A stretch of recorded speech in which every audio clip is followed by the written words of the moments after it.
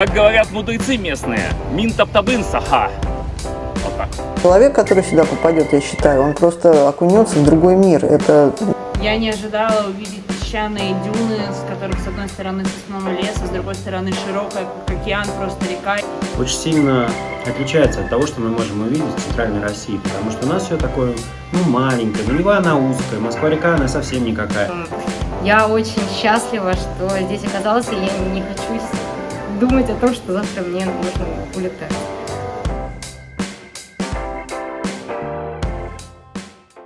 Вот на ваш взгляд, Якутия для туриста вообще, для людей, которые из других регионов, она чем привлекательна и интересна? Да, она привлекательна, всем, и своей самобытностью, и природой. Вот я говорю, здесь собрано все, что можно вот такого уникального увидеть. Наледи, вот такая красивые очень горы. И их очень много, то есть ты все время в горной местности находишься. Пейзажи потрясающие. Здесь есть и каньоны, такие ущелья красивые. Оленеводы, можно прикоснуться к оленеводству. К жизни оленеводов, оленей увидеть. И увидеть вот эту первобытную жизнь людей, которые занимаются оленеводством. Промыслы. Можно я была в Сакырыре, там очень разные мастер-классы интересные по рисованию, по изготовлению каких-то предметов народного творчества. И там украшения, все это очень интересно. Местные танцы мне очень понравились. Хэди танец. И местные жители очень доброжелательные, все это готовы рассказывать, показывать. То есть человек, который сюда попадет, я считаю, он просто окунется в другой мир. Это такой уникальный будет опыт для него. Даже я говорю, для меня это было очень неожиданно, хотя я очень много где была. То есть здесь сосредоточено очень много всего разнообразного. То есть обязательно стоит здесь побывать. Я считаю, всех агитирую. Тем более, что в Сакырыре очень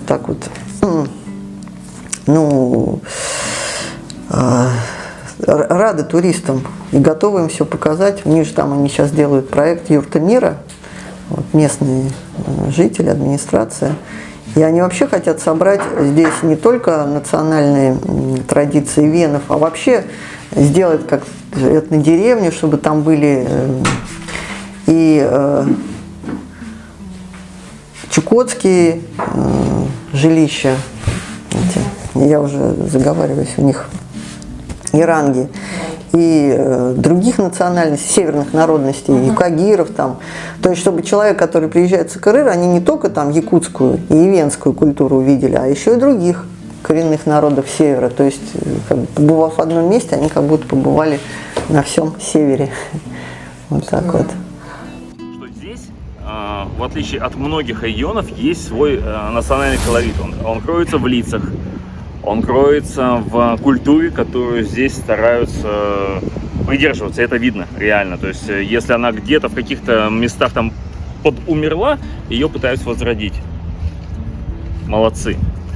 Это чувствуется во многих местах и разных вариациях, где это гостеприимство, которое тебе оказано, которое ты можешь не встретить, например, в западной части России, приехав в аналогичные районы, как, например, мы были здесь во время путешествия, во время сплава по Лене.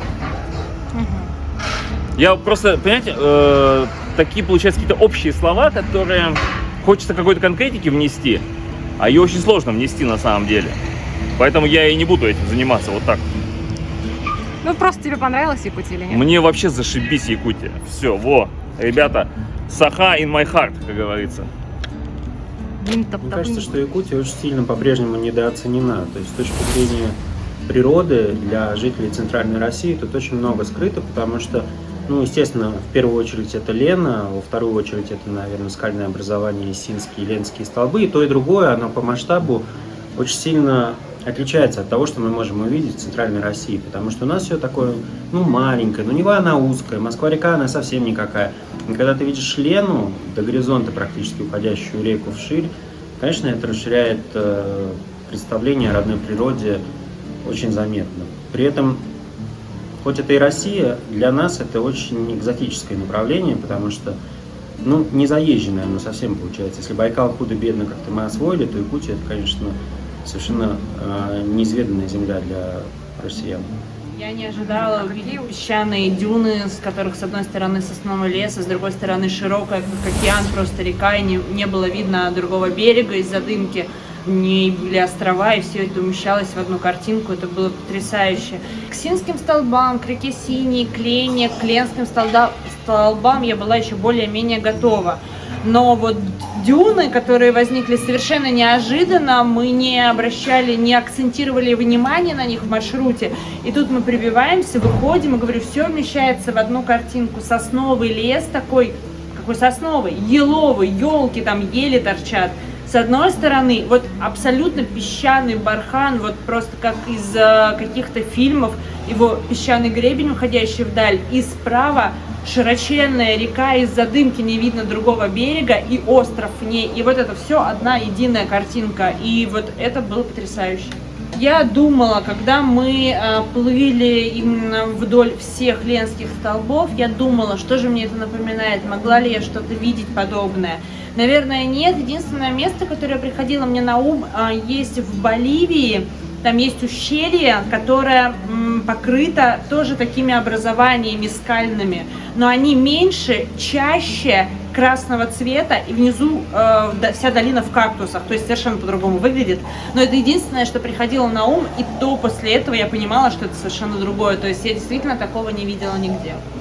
Мне очень понравилось, и мне теперь хочется действительно побывать здесь зимой, потому что для меня большая загадка, что люди делают в минус 50, как они живут и вообще как они существуют. И все как один, у кого я спрашивала, уверяли, что это просто какой-то космос и фантастика, и им нравится. И мне теперь очень хочется попробовать, что это. Если честно, я старалась вообще ничего не загадывать, потому что я боюсь загадывать.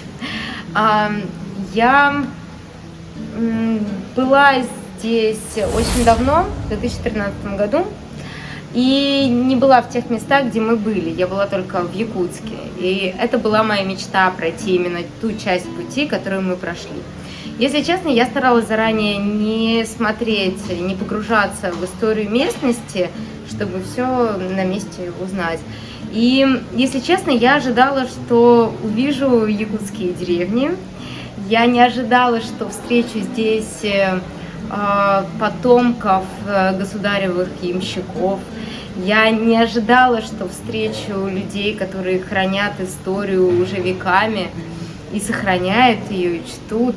Я не ожидала, что встречу такую красоту и буду плакать от счастья, когда буду на нее смотреть и проплывать мимо нее. И особенно, когда ты самостоятельно идешь, не на моторке, не на машине, а каждый шаг проходишь, где-то преодолевая, где-то просто наслаждаясь красотами, то гораздо глубже окунаешься в атмосферу местности. И честно, вот сказать, это, наверное, путешествие было одно из самых счастливых в моей жизни, потому что совокупность атмосферы, истории, этнографии, природы красивой и такого количества рассветов и закатов. Вот я сейчас даже не вспомню про мошкару, комаров, слепней, оводов. Я вспоминаю самое красивое и приятное, и для меня река Лена — это что-то такое священное, особенное.